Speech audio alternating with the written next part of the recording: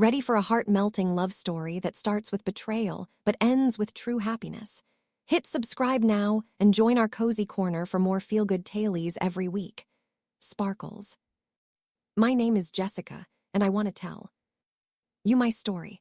I live in a small town called Brighton Bay, not far from New York City. It's quiet here with calm streets, cozy cafes, and the sound of waves always nearby. I'm 29 years old, and I work as a receptionist at a small hotel near the beach. Life was simple. Some might say boring, but I liked it. I had a few close friends, small apartment, and a routine that felt safe. I wasn't looking for love.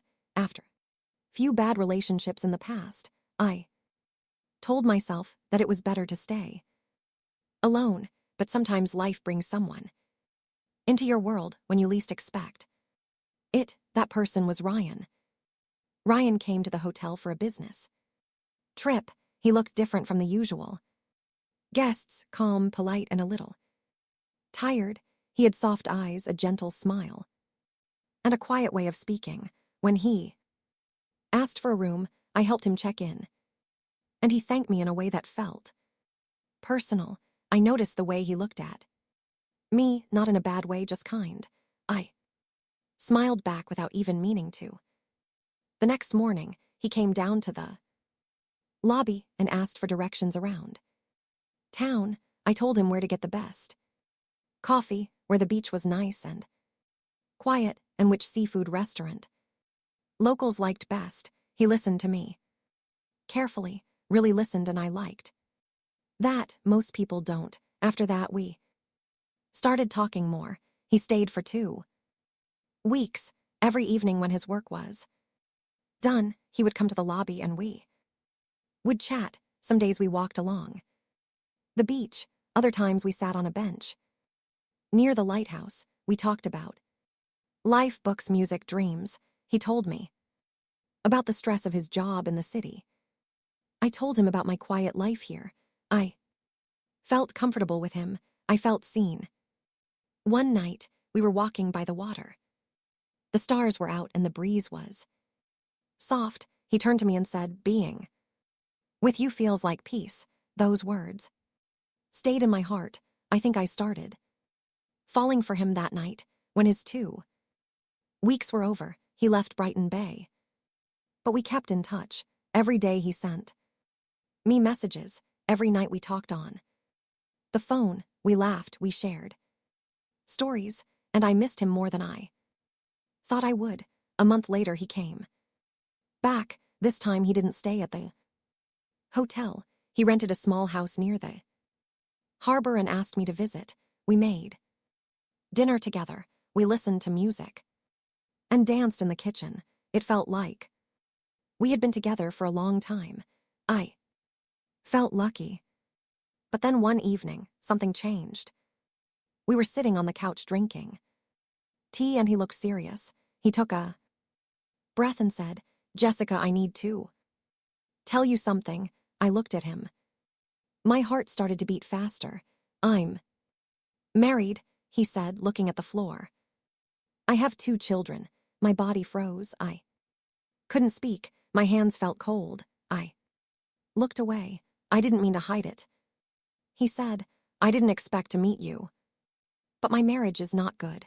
We live in the same house, but it's not love anymore. I stay for the children. That's all." His voice was low. He sounded sad. But I couldn't say anything. My thoughts were all over the place. I stood up and walked outside. The air was cold and I could hear the ocean waves. I felt like crying. He followed me out. "I understand if you don't want to see me again," he said. I nodded and walked home. That night I couldn't sleep. My head was full of questions. Why didn't he tell me before? Why did this happen to me? But I also remembered the way he looked at me, the way he spoke, the way he made me feel safe. I was confused. I wanted to be angry, but I missed him. The next day, he sent me a message. "I'm sorry," it said, "but I miss you." Didn't reply. For days I felt lost. I couldn't focus at work. I kept checking. My phone, my heart and my mind were fighting. I told myself to forget him. But I couldn't. A week later, I saw him. Again, we met near the beach. I told him. I felt hurt, that I didn't like being kept in the dark. He said he understood. He didn't try to excuse it. He only said, I care about you. And then I stayed. I know it's wrong. I know many people will say I made a bad choice. I know I became the other woman. But at that time, I wanted to believe him. I wanted to believe this was temporary. That maybe one day he would leave his wife. That maybe he would choose me. So we continued in secret. He visited Brighton Bay once or twice a month. He stayed in that little house. I went there after work. We ate together. We talked. Sometimes we watched old movies or just sat in silence. It felt real, but also like a dream that could end any time. We never went out together. We never held hands in public. No photos, no dates, no future plans, just small moments in a quiet house. But in those moments, he made me feel special. He listened to me. He remembered the little things I said. He helped me cook, made me laugh, brought me books I mentioned once. He made me feel loved. Still deep inside, I knew the truth. I was not his first choice. I was not part of his real life. I was something on the side, something easy without problems. And yet I didn't leave. Why? Because I loved how he made me feel. Because I believed him. Or maybe because I was afraid to be alone. Those quiet nights with him gave me something to hold on to. Even if it hurt, it was better than nothing. But slowly things started to change inside me. I stopped smiling the way I used to. I waited for his messages more than I should. I made my schedule around his visits. I said no to friends. I stayed home, always waiting for him to call. My world became smaller, just him and silence. Sometimes I stood on the beach and asked myself, is this love or am I just lost? And I would tell myself, wait, maybe one day things will be different. But the questions didn't stop. They grew louder. The weeks passed and I stayed in that quiet world waiting for Ryan. I still loved him, but something inside me was changing. I started to feel tired, not just in my body, but in my heart. I was always waiting, waiting for a message, waiting for a visit, waiting for love. That was only mine for a few hours at a time. Sometimes he came for a weekend. We stayed in the little house near the harbor. We talked, cooked, and held each other. But when he left, the house felt cold and empty. I looked around and saw only my things. He never left anything behind. No clothes, no photos, no sign that he had ever been there. It was like he lived two lives, and in one of them, I didn't exist. I tried to tell myself that love takes time. I believed he cared about me. Maybe he did, but he still went back to his wife, to his children, to the life where I did not belong. And I began to wonder, why do I let this happen? One night after he left, I sat by the window and watched the rainfall. I asked myself, what am I doing with my life? I loved someone who could not give me a full heart. I was always second. I had dreams too, a home, a child, a man who would choose me every day. But instead, I had empty rooms and silent nights. I started to feel that I deserved more. But I was scared. I didn't want to lose him. I didn't want to feel lonely. Some part of me hoped he would change, that one day he would come to me and say, I left, I'm here now just for you. But that day never came. I spoke to my friend Anna, the only one who knew the truth. I told her how I Felt tired, sad, confused. You deserve to be first, Jessica, she said. You should be with someone who's proud too. Love you, someone who walks with you in the daylight, not just hides with you in the dark. Her words stayed with me. I started to notice how much I had changed. I didn't laugh like I used to. I didn't go out. I always checked my phone. I had stopped doing things I loved, reading by the sea, walking in the park, having dinner with friends. My world had become small, and I was the one who let it happen. One evening, Ryan visited again. He smiled, brought flowers, kissed my forehead. He acted like everything was fine, but I was quiet. What's wrong? He asked. I don't know if I can keep doing this, I said. He looked surprised. Why now? Because I feel like I'm not living my own life. I said, I'm living in your shadow. I wait for your visits, your calls, your words. But I'm always waiting. I want more. I need more. He sat down and said nothing for a while. Then he said, I love you. Jessica, you know that. Then why don't you choose me? I asked. He looked away. It's not that easy. I have children, a family. And what am I? I asked softly. Just a secret. He didn't answer. That night I cried again, not because he was cruel, he wasn't, but because I finally saw the truth. He would never leave, not for me, not for anyone. After he left, I didn't message him. I didn't call. I needed time to think. I walked by the beach every morning before work. I let the wind touch my face. I watched the waves and thought about my life. What did I want? What made me happy? Slowly, I remembered the old me. The girl who loved long walks, coffee with friends, books by the fire. I missed her. I also thought about love. What does real love look like? Not just flowers and kisses, but someone who stands with you in the open. Someone who says you're mine without fear. I didn't have that, not with Ryan. I started writing in a notebook every night, just thoughts and feelings. It helped me understand what I wanted, and every page I filled made me a little stronger. Ryan still sent messages. I miss you. I'm thinking about you. Can I see you? But I didn't answer. Not right away. I needed time. 1 week later, he showed up at my door. I was surprised, but I let him in.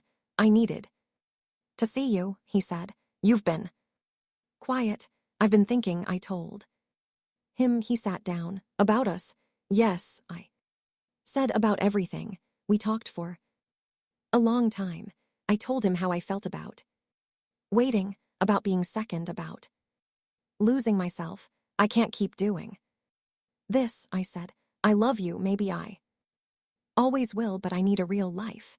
I want to be with someone who can give me all of their heart, not just a part. He looked sad. I can't leave them. Jessica, I've tried to imagine it, but I can't do that to my children. I nodded. I understood, but I also understood something else. This was the end. I hope you find peace, I said. I hope we both do. He stood up. He hugged me. I'm sorry, he whispered. Then he left. And that was the last time I saw him. That night I cried again, but it felt different. The pain was real, but it was also clean, like a deep breath after holding it too long. The next morning I walked down to the sea. I stood there for a long time, just watching the waves. The sky was clear. The wind was soft. I felt something I hadn't felt in months. Calm. I knew healing would take time. But I also knew I had taken the first step for the first time in a long time. I was not waiting for a message. I was not checking my phone. I was just standing there with myself, and that was enough for now. Months passed after I said goodbye to Ryan. At first, the days felt long and heavy. I missed him. I missed the way he Smiled, the way he held me, the small things we used to share. Some mornings I wanted to call him, some nights I cried. In bed, holding my pillow close, remembering the sound of his voice. But slowly things began to change. I started spending more time with my friends. Again, Anna invited me for coffee every weekend. We talked and laughed. Sometimes we sat in silence, just enjoying each other's company. It felt good to be around people who loved me. For me, with no secrets, no lies.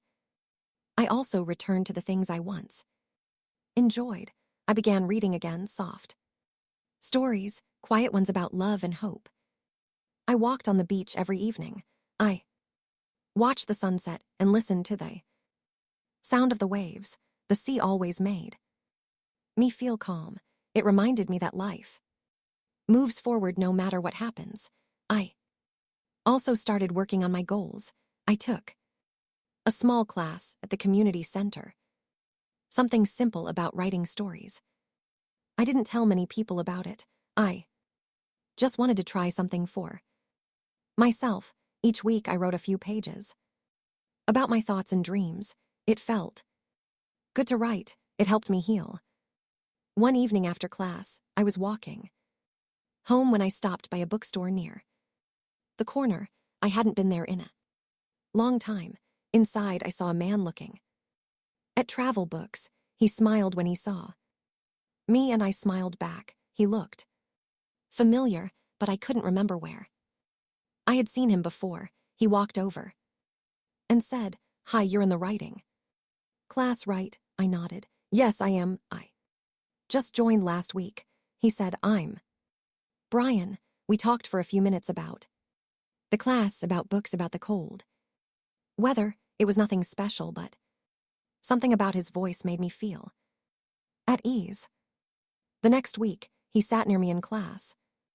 After class, we walked together to the cafe across the street. We talked about simple things, family, work, favorite food. He was kind, he listened.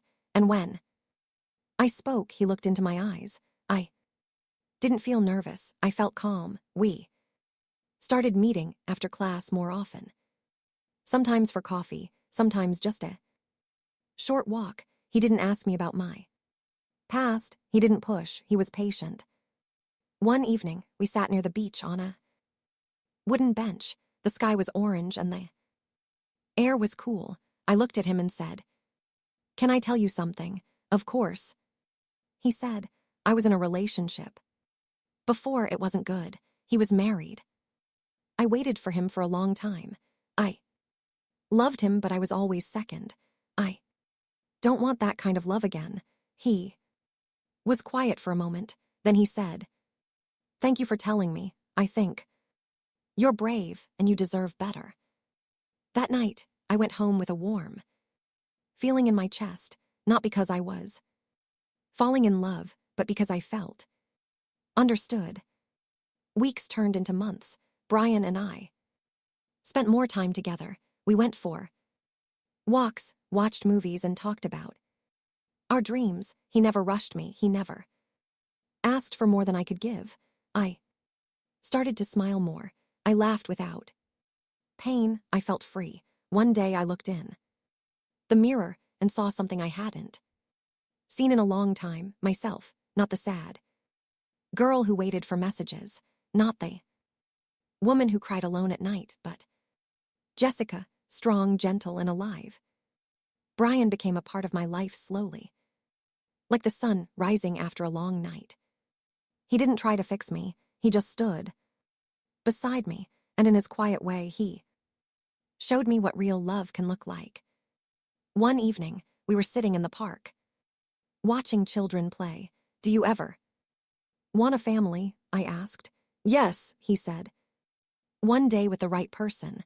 I smiled. "Me too." We didn't need to say more. I knew now that love doesn't have to hurt. It doesn't have to be hidden or painful. Love should feel safe. It should feel like coming home. Looking back, I don't regret my past. It taught me important lessons. I learned That love without respect is not enough. That waiting for someone who cannot choose you will only bring pain. That no one else can give you peace. You have to find it inside yourself. And now I have peace, I have hope, I have love, not from someone who hides me, but from someone who walks beside me. If someone asked me, today, was it worth it? I would say, yes, because through all the sadness, I found myself, and in finding myself, I opened the door to a new kind of love, a better one I truly deserve.